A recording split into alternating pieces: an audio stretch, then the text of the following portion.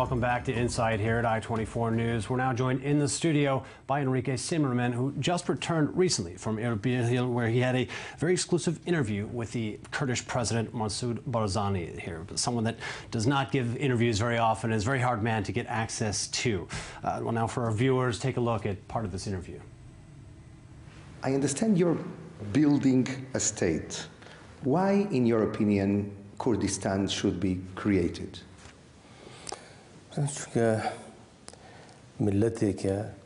Unfortunately, as you know, the Kurdish people have a long history of being oppressed and deprived of their right to have a nation.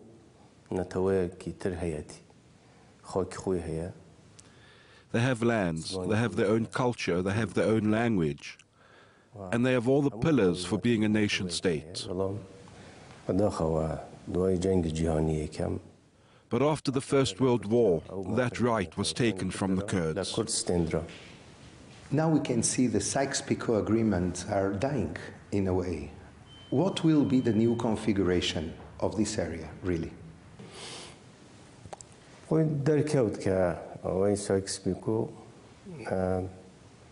The Sykes-Picot Agreement was a situation against the natural reality that we have in this region.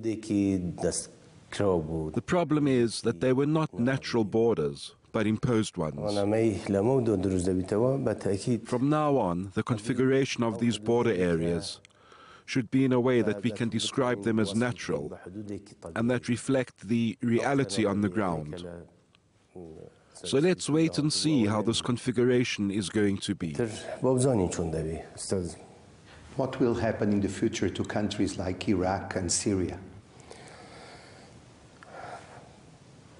It's a difficult question to say what will happen to these countries. What is clear from here is that the situation is not going to stay as it is. But how it will end up is not clear. So let's wait and see how the developments turn out. In Europe, in the United States, in South America, there is a great concern because some foreigners are joining ISIS. How do you see this phenomena, sir? For us also, it's a big question. It's expected in the Middle East areas, because of the background, because of the failing governments in the area that are making people sympathize with the violent and with the extremists. But for us, this is also a big question of how the original European people have been converted and then brainwashed to come and cross the border areas and join these terror organizations. Most of them were killed during the operations. There are reports that they are original Europeans, not those who got citizenship. So for us, how they managed to do that and how they have been brainwashed is a big question as well. What countermeasures and policies would you suggest to Western and Arab countries to adopt in order to counter the jihadi threats, especially the one of the Islamic State? This is not only a military war. It has a multi-faced strategy, and there needs to be a collective ideological war against them, a financial and economic war against them, and also to stop the fighters and take control of the areas they reached. But it also requires collective action, and no one should deceive themselves that this could be used as a bargaining card against other states, because we are fighting against all of them. Sir, how does the Kurds see the future of the current Iraqi state, basically in terms of the three groups, the Shiite, the Sunnite, the Kurd relations? Should we expect a new map in the Iraqi state?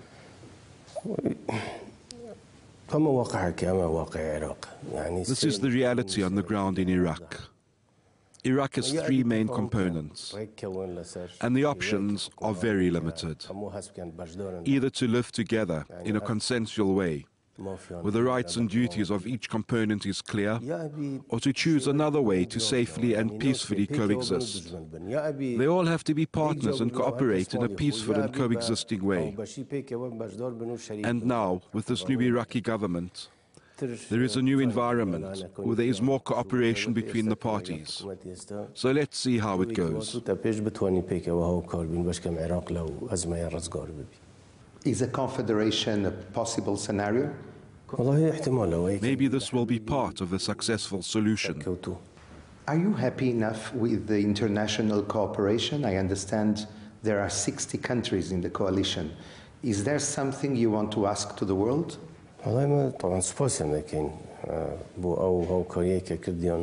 What they have done really, we want to thank them and express our gratitude. But to say that everything that has been done until today is exceptional.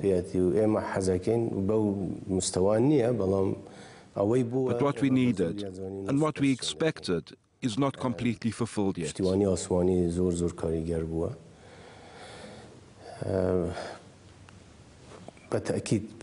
I am referring especially to the issue of equipping the Peshmerga forces on the ground with all kinds of weapon systems that we need in order to combat on the ground. And you expect boots on the ground? Do you expect a help of soldiers also from the coalition? Or it's enough with weapons? We haven't asked for boots on the ground. Again, we're back in the studio here with Henrique Cymerman, fresh back from Erbil. I have to ask you again how you got access to President Barzani here. A very hard man to get access to. Yes, you're right. I mean, until I think the last moment, I didn't know I would meet him. I knew I was invited by him, but I was not sure. And actually, at midnight, the day before, somebody came to me to say it was impossible to see the president. And then somebody came 5 minutes afterwards and said, look, the president personally decided to receive you tomorrow morning at 8 o'clock, but you must be there at 8 o'clock. So it was quite amazing, and I felt it is very unusual for journalists to really go to the palace, which is 45 minutes from Erbil, in a very protected, it's a fortress really, and a very isolated place. So you sat with the man. Tell me, what is your feeling coming away from this interview? What are the real chances to form a Kurdish state? David, I feel they are really in a historic moment. They are really, after almost 100 years trying to get a state, they feel for the first time that they really have a chance. And they are fighting against the Islamic State, against Daesh, but at the same time, they are also trying to build the institutions of a state. And you see the Iraqi flag everywhere, even in the interview, but at the same time, you have the feeling this is a state, almost a state, non-declared. They even have diplomats in Erbil. They have an army, they have a police, they have almost everything. The only thing they need is that the UN recognize them. So they're not anti-Iraqi. They're still playing that autonomous region, looking for a state, but building it, as you said, as you could see. They're building the infrastructure for a real independent state there. Again, President Barzani met not too long ago with President Obama now, a direct meeting between these two leaders. What's your sense for the relations that the Kurdish people have with the West? They feel that the West says a lot. They want to support them because they understand in a way, they represent the Western interests and the Western civilization. They are Muslims, they are Sunnites, but very moderate, very open-minded if you compare with other Muslim countries, other Arab countries also, in general. So they feel they get a support, but not enough. They want more. They want weapons. They feel they don't have enough equipment, and they need this help from the world to try to defeat the Islamic State. A greater boost, a greater pat on the back, for lack of better words, in equipment. Well, first of all, I know you also spent a day with one of the top generals here in Erbil. Let's take a look at some of that. So what do you think about the conflict between the Arabs and the Israelis? It's interesting for me to have your opinion. The conflict of them, you know, I think, and sometimes even the Palestinian, the political people and Palestinian, they can solve the problem with the Israelis. But the rest of the Arab countries, they don't want. They don't want because always they are asking, like Assad regime says, you know, always, there is a big enemy, there is Israel, you know, they are just keeping quiet the people to do, thinking about the democracy, the living, you know, the peaceful. So they continuing to push their people. So there is a big enemy, there is an Israeli, and there is a Jewish, there is very dangerous people for nothing. So they don't want to solve the problem in Israel with the Palestinian, to continue with this, to lie to the people, you know. This is the problem. It's not because this is a big problem in Israel. So I think even many Arab, even we saw many reports on the TV, the Arab living in Israel, they are more happy and economic-wise is better than even the rest of the Arab, they're not living there. We're back with Henrique here. You spent an entire day with this General Sirwan Barzani, part of the Barzani family. He's in charge of coordinating the fight against the Islamic State, the defense of Erbil, the Kurdish capital, a very important figure, obviously a big target for the Islamic State. How was it to spend a full day with this man?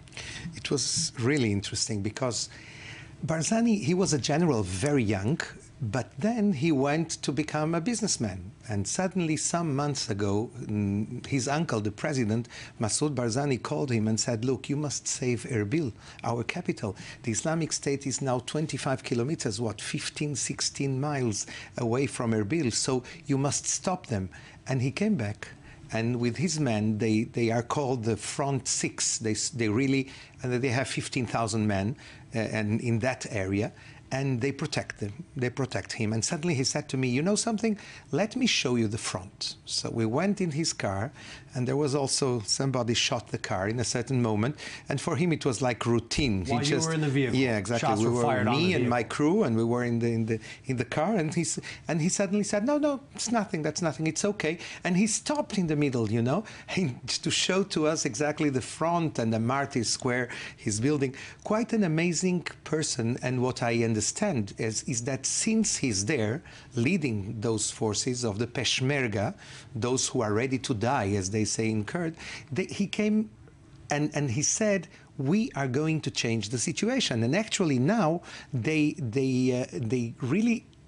have an advance of the Kurdish forces, and they have now 20,000 square kilometers that are now, that the Islamic State was occupying, and they now left, and they are escaping really in that area. So the Kurds, they are really winning the fight against the Islamic State, but as they say the United States financed the Iraqi army with $10 to $20 billion. And now all these equipments are in their hands. They have tanks, they have planes, they have everything they need. So it's not enough for us having drones and planes from the United States and other Arab countries. Even Jordanians are also attacking the Islamic State every night. They showed to me some pictures, amazing pictures that are in our report also, how the drones attack every night the Islamic State bases. But they say it's not enough. We don't want soldiers, foreign soldiers. We want equipment. That's the main message. In the short time we left for this segment, he mentions ties. He talks about Israel here in this. I mean, what are the Kurdish-Israeli ties? Where do they stand? There were, as you know, very important historic relations with Mustafa Barzani, who was the president in the 70s, in the 80s. Today, they feel that they have the same interests. They are fighting the same fight, and really, they want more cooperation with Israel. Very interesting. Well, we have one more segment here. While you were there, you interviewed a female journalist from Kurdish television here. Well, let's take a look at that. What do you say to the girls in Europe, maybe in Britain, maybe in Spain, in France, that think about joining ISIS? Do not come. I will tell them to not come, to never think about coming, because they lost themselves. Why? They do not accept women. Even in ISIS, they said, if you are being murdered by a woman fighter, you will never go to the paradise. Well, Henrique, she seemed almost desperate to get this message across to you, very concerned, and it seemed like a very impassioned, a very real concern that she had here, not just being a woman herself, but perhaps being more in touch with this conflict than many Western journalists. How did you feel speaking with her about this topic? It was her initiative. She wanted to give this message to the girls coming from Europe, from the Arab world, to join the Islamic State, maybe thinking about a wedding with a jihadi hero. And she was saying to them, don't come, it's a mistake. You'll become like a sexual slave. She told me, amazing, cruel stories about tortures, about raping, about all kinds of attacks against dozens of thousands of women, Christian, Yazidis and others. This girl, this Gaziza Bapiri, this journalist, she came from Iran, she's Kurdish, and she's really fighting. She's expressing rage, as many Kurds do, many Kurdish ladies do today in Erbil. But also, don't forget, some of the main fighters in the Peshmerga forces are women. They are there in a way, they are fighting both for women and for their people. And they are fighting for emancipation. From all sides, men and women. Absolutely. To this cause. Henrique, fascinating story. You brought us back here from the Kurdistan region here, the autonomous region, Erbil, the capital. Again, you met with an impressive list of characters out there, the least of which the president, Masoud Barzani of Kurdistan. We appreciate you bringing us this story. Thank you very much for your time. Thank you, David. It was a pleasure. And thank you to all of our viewers for being with us here on Insight this week. We'll see you again next week.